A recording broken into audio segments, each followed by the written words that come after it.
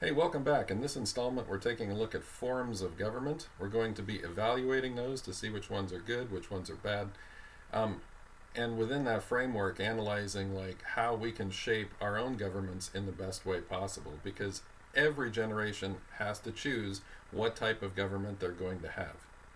So this time, we're going to start over here with the not free countries, and we're going to take a look at these authoritarian regimes. The track record on these is pretty poor. In fact, in the last century, the 20th century was the bloodiest century we've ever had in the history of humanity. 100 million people had their lives cut short because of their own government's actions. And they all occurred in these authoritarian types of systems. So if you get your government structure wrong, it leads to a lot of pain and suffering and death. So keep that in mind when you're going to choose a government structure. So if we take a look at these, monarchies not so much in the 20th century because they were on the way out, but very similar to monarchies, we had fascist governments. So one of the first of these was in Spain. It was a dictator named Franco. Had the Spanish Civil War, and I think they lost several 100,000 people. Villages were just completely annihilated, and it was people versus people. It was a bitter struggle. And it also gave rise to some others around Europe. The fascists would have been Mussolini in Italy and Hitler in Germany, which hopefully you've heard of him. And that led to a lot of death and destruction in World War II. Not just the death camps, which killed 12 million people, but also the other 26 million people that died in the war. Okay? So the killers here were both inside and outside their own country. And anytime you have fascism, it tends to lead to this. And most of the time, these people rise to power in their fascist way because they're fighting some sort of other group within their own system. So usually a country turns on itself. For example, Hitler, he turns against the Jews so that he can take all their money away, puts them in death camps, and they're gone. All right? So he killed 6 million Jews. He killed 6 million other people that were not Jews, that people just disagreed with him. And they went to the death camps as well. And then all those other, people who were combatants and non-combatants. So Mussolini, Franco, Hitler really go down as the top ones there. You also need to put Japan in this category here because they had a military dictatorship. It wasn't necessarily one person, but the military had sort of a monopoly over how things were run in the country. And so they really pushed this type of authoritarian regime, and they jumped into World War II as well and added massively to the death toll. So they killed many millions of people. We just don't talk about that as much as in our history classes. All right? If you go into the communists during this decade, they were probably worse than the fascists. I know, that would be hard to believe.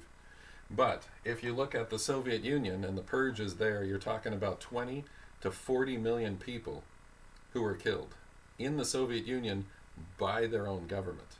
All right? So that's a real problem. And if you're looking at 20 to 40 million, that's a lot of people. And clearly this system does not work if your goal is life. If you move over to the communists in North Korea, you'll see there that there's 6 million and counting right now. Clearly a pretty poor system. If you look at Cambodia, you can watch the movie The Killing Fields, all about how that happened. You look at the problems in Cuba, all the revolutions in Africa trying to be communist. You can look at Allende, who was a leader in Chile and his communist revolution, and all the death and destruction there. But probably Mao Zedong, the leader of China under communism, ranks as probably the greatest killer of all time. Granted, he had a lot of people to work with, but he did a massive job of killing a lot of them. And I think the counts are 40 to 60 million people died under Mao Zedong's leadership in communist China. He called it the Great Leap Forward, but not for those people, apparently, because they weren't going to be leapt forward. It was their death is what helped others, I guess, is what he thought. So the track record for authoritarian governments is horrendous. So I'm not sure how people can advocate for those today if they know anything about history. All right? If we look over on the other side here, democracies. Democracies and are generally considered free, and in these countries, you would generally want to live in them. They are places with some of the highest standards of living, the highest levels of wealth, the most freedom for you to express yourself, to behave in ways that you want to do the things you wish that might be different from the norm. So they have a much broader range of acceptance of how people live and behave. So democracies generally are touted as being some of the best because of that reason and that track record. The problem with democracy, though, is that it really just comes down to mob rule. And you got to keep that in mind, because pure democracy, I'm not sure is a very desirable thing. We've seen this in the Western countries and in places like the United States. What if a country says, you know, I'm tired of living and working and being responsible for myself. What if I just vote for the government to give me money? What if I just vote money into my pocket? And some politician will say, well, yeah, you give me power, I'll get you that money. Where are they going to get it from? Either they're going to steal it from fellow citizens, or they're going to steal it from future citizens. They're going to go into debt. And that's what we've done in the United States. We have borrowed a tremendous amount of money, in the trillions of dollars, because we've had generations recently say, you know what, I don't care about the future. Screw them. I'm going to vote myself money, and they can pay the burden of that debt. And I'll have passed away by then, and it won't be my problem. I'll have had a good life, and they can deal with the big debt bubble that we are facing right now. So you want to be careful with democracy. Democracy in and of itself doesn't guarantee good results. And as we see in chapter 4, where we're going next, we're going to find out that what you need is a constitution, a limit on what government can do, because people will vote for anything. I mean, people might even vote for things that you wouldn't believe possible, like, let's go vote to kill our neighbors. And if you have 5 people vote yes, and one person, the guy says, I don't want to be killed, they say, oh, it was democratic, come on. We voted for it, so it must be fair and it must be good, right? Okay? So there's a lot more to it than just democracy. That doesn't quite make sense. So you got to be very careful. When you're talking about democracy, you're probably talking about all those other things that go with it, and you're going to have to stick in the class, at least through chapter 4 and 5, to figure out what those things are so that you can see how they really should work. Okay? So democracy generally has a very good track record because it's got a few other built-in features that we haven't talked about yet, like a constitution, rule of law, those kind of things. So we're going to get to that later. But generally, these are the ones that are seen as the best to have. Okay?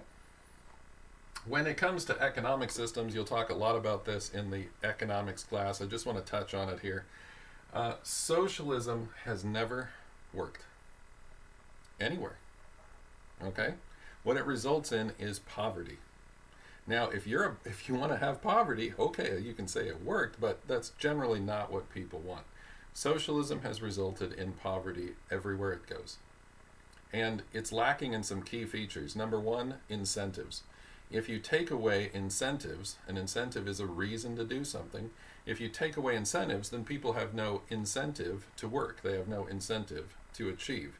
So if we were to do something in our classroom, if we were to practice socialism, where I would take all your points that everyone does, and then I would dole them out equally, so that the A student had a C and the F student had a C, and everyone in the class had a C, we would have equality. We could do that. I have never found a parent that says they want me to do that in the classroom. They always immediately say, that kid earned their points, that's my kid, that's my points, and they get an A. Well, that's a very capitalistic way of thinking, isn't it?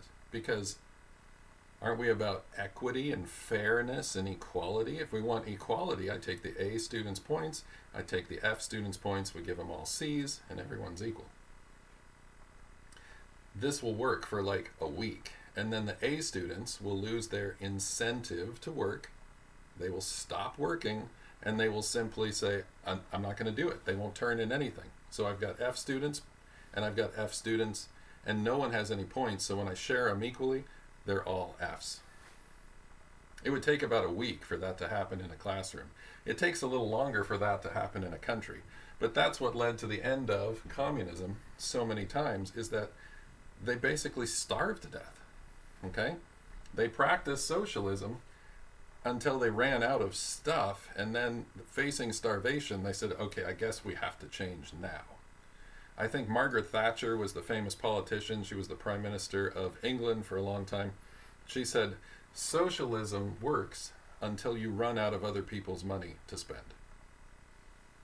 So that is the track record with socialism. It's always very nice, ideally, and then you put it into practice and it falls apart because it lacks proper incentives for people to do anything. On the other side, you've got something called capitalism, and this was really how the world has always sort of worked. People buy, sell, and trade things since the beginning of time, but the person who really formulated the idea of it and put it down in pen was a guy named Adam Smith. He was in England and published his book, The Wealth of Nations. He was trying to figure out why some countries were rich and some countries were poor. And he found out that if you free up something called entrepreneurship, the ability for people to take a risk to make a profit, they now had the proper incentive to then take a risk. I'm going to come up with a new idea, but I can get the profit. I'll take that risk. I'll make that effort. I'll dig in and do all that work so I can make some new, better thing, new, better service. And the world advanced rapidly once people understood this is how the world works. So if you free up capital, if you free up money, if you free up the capital goods, which are like factories and things like that, so they can be producing things in the best possible way, then suddenly standards of living just exploded across the world. All right? So poverty was like the natural state of things, and very few people had anything but poverty. After 1776, the United States really showed the way. And for the first 150 years of America's existence, we were just going gangbusters. We were the leading powerful country in the world economically. I mean, it was an amazing meteoric rise that went up there. We ended up winning half of all the world's Nobel Prizes. And you can look at the age of invention, how many things were made, the telephone, the TV, all the kind of things with various mechanical instruments. So Americans really demonstrated the idea of capitalism. Okay? Why are people not so big on capitalism anymore in America? That's an interesting dynamic. Because what capitalism led to was the greatest inequality difference that we've ever seen in the history of the world. What we forget is that normally everyone was poor. So once you had this great rise where a fair number of people could become wealthy, look at that. You still have poor, but you now have these people up here as well. And so that difference, that gap, a lot of people today in America are looking at that and saying, hey, how come these people have so much and these people have so little? You have to ask yourself, is it a question of outcome or a question of opportunity? If you believe fairness is a matter of outcome, then you say, well, if there's a difference, obviously that's unfair and we need to fix that. If you believe that it's a matter of outcome, a matter of opportunity, then you say, well, some people can be rich and some people can be poor. Everyone has the same chance. And so you're going to end up somewhere in that continuum there. And if you're down here and don't like it, make an effort to rise. That's a matter of fairness of opportunity. And so that's the battle going on in America's ideology right now. Is it an idea of outcome needs to be fair or opportunity needs to be fair? So let's evaluate these things down here. And I think these appear on your worksheet, so here's some help for you. All right, equity, for your notes there. Equity has a couple different meanings. In business, it can mean ownership, but in political terms, equity means fairness. Are things equitable? That means fairness. Okay? So if we're talking about equity, these are almost always unfair. Over here in an authoritarian country, you've got the leader and their cronies, and they get stuff and you don't. It's almost always unfair. In fact, I think one of the worst was under the Soviet Union. They weren't producing enough food because they had no incentives, but there was a group of people called the Ukrainians that were very productive in the Soviet Union. And so the Soviets said, hey, let's just take all their food and then we can eat and they can die. It was called the Holodomor, the starving time. So 6 million Ukrainians simply starved to death. And then the next year, the Soviets started starving because they had just killed their most productive people. Okay, so these things are almost always unfair. The country of Zimbabwe did this. They said, hey, the reason that we have all these problems is because all of our farmers are white and they're oppressing us. So they kicked out all the white farmers, but then no one knew how to farm. So they sold all the tractors. They had a big party and they said, hey, this is great. And for a year or two, this went well. And then who's making the food? Who's growing the crops? And so they went back to plowing with sticks and, water buffalo and by hand, and people barely made anything to eat, and lots of people starved to death. Zimbabwe today is a real mess. Okay? So be careful what you're advocating for, and is that really what you want, and what will the results be? So equity, is it fair? Almost always it is fair over here in a democracy. Because of things like a constitution. Remember, those built-in features are probably the things that make it work more than just the idea of everyone votes. Because this is what happened in Zimbabwe. Everyone voted to kick out a certain group of people, and that didn't turn out so well. All right, so fair, you got to keep in mind, what is fair? Is it fairness of opportunity, or is it fairness of outcome? If it's outcome, everything needs to be equal. Now, be careful about that, because what's the most fair country in the world if it's outcome right now? North Korea. North Korea has the most equal society in the world. They're all equally poor. Yeah, you can be equal, but you can be equally poor. The state of Oregon ran into this problem back in, I think it was in 96 or 99. The state of Oregon said, look, all of our schools have different levels of funding. Some schools are rich and some schools are poor, because some of them attract industry to their cities and they fund it locally, and others fund it, in a much higher level. And so that's not fair.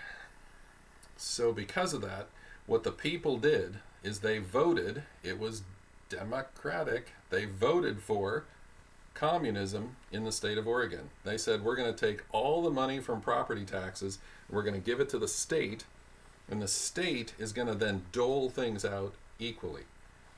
So all of the poorer schools said, hey, the rich schools are up here and we're down here, that's not fair. And so if we give it all to the state, they're going to give it all to us equally. And all the poor schools thought, oh, we're going to rise and we're all going to be up here.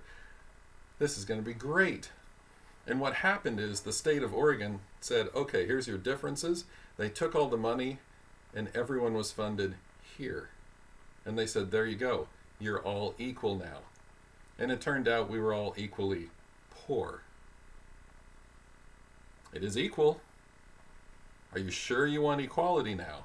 Are you sure you want equality of outcome? All equally poor.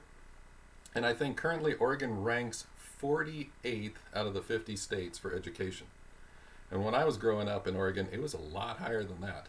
But right now, it's down at the bottom. Okay? So, equality of outcome can be fair. You can all be equally poor. Everyone dreams of being equally rich, but that's usually not the case. So the other side of equity or fairness would be equality of outcome in opportunity.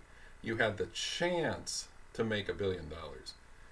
You probably could be poor as well, but most people are going to end up somewhere in the middle. They're going to end up being middle class, okay? So this gives people the incentives to strive for things. This gives people the incentive to work hard because they have the opportunity to rise. All right. If we look at the next one there, efficiency. Which one of these systems is most efficient? Now, this might surprise you, but this is probably why these things are advocated, because in a time of crisis, you need a lot of efficiency. And so what people turn to is an authoritarian government. They are by far the most efficient governments around. Hitler orders something and it's done. That's pretty efficient. Okay? Communism has an amazing track record of being authoritarian and inefficient. That's that's pretty sad. So it's still beyond me why people go for communism. But fascism, man, they get things done. There is one country that turned out to be a good country with a dictator, and that is the country of Singapore. Okay? The country of Singapore had an economist from England. He was a Chinese guy, Henry Lee, who went to Oxford in England. He got his degree in economics. He went back to Singapore. He was elected prime minister, but basically for life. And he ordered Singapore as he saw fit. And in doing so, it is one of the richest countries in the world. It is probably one of the only times, okay, where someone actually took control of a place and made it an amazingly good country. He changed his name to Lee Kuan Yew. That was his name there. He recently died, unfortunately, one of my heroes, but Lee Kuan Yew took Singapore from a nothing to one of the best countries in the world. I think it has one of the highest GDP per person in the world, so it's one of the best places to live.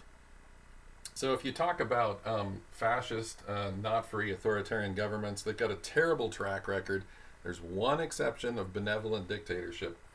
It is by far the most efficient form of government, but it is also by far the most unfair form of government. What we've got over here in democracies, they are some of the least efficient governments around. We've got the courts arguing with the Congress, arguing with the president, and back and forth they go, fighting constantly. You need to understand this. It was by design. Our founding fathers said to themselves the most devastating thing to a country is its own government. And who is attracted to the government but usually the worst kind of people? Because they want to rule over their fellow man, they want to order them around, boss them around, be in charge, power goes to their head. So what we're going to do is we're going to put a bunch of these power-hungry people to fight against each other, and so the president, the Congress, and the courts are constantly battling with each other, and they don't have time, and they don't have power to fight me, the citizen. So the citizens, we can go live our lives. Those people can go fight. If we need them, like we're attacked, okay, they'll band together and they'll fight the enemy, the common cause. But in the meantime, they'll just spin their wheels, and it's not a problem for us. So, are democracies inefficient? Yes, but they are that way by design. You've got to keep that in mind. So, be careful when some journalist, constantly complains on the news, oh, our Congress just won't get along. They won't get things done. Our president, they won't get along with... That's by design. And what those journalists are really advocating is they want you to be in an authoritarian government.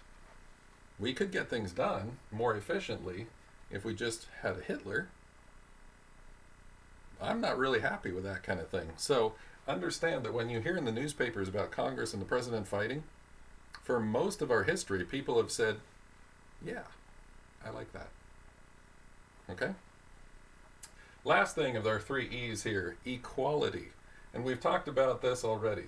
Equality of outcome or equality of opportunity. So you want to be careful about equality. Over here, under democracies, I put least. You might think that's bad. Think about that again. We have the least equality here. Because if there's a person who says, I'm just not going to work, well, how much money are they going to make? $0. So you will always find in some society people who refuse to work. They will be at zero.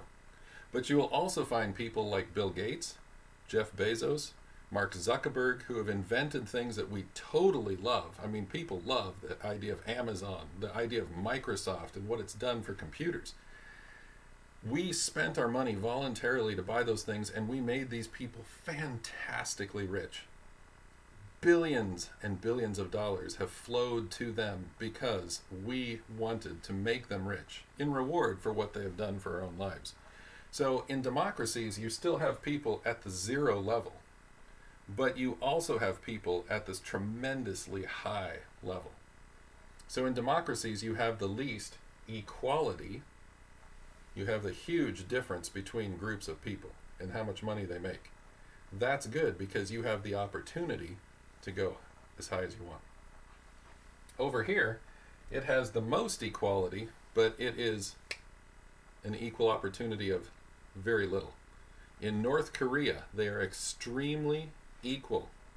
They are all extremely, extremely poor. It's one of the worst places on earth to live. They barely have enough food to survive. Okay? So, be careful what you're advocating for. When you say, I want more equality, everyone always dreams of coming up. But you can also come down. All right?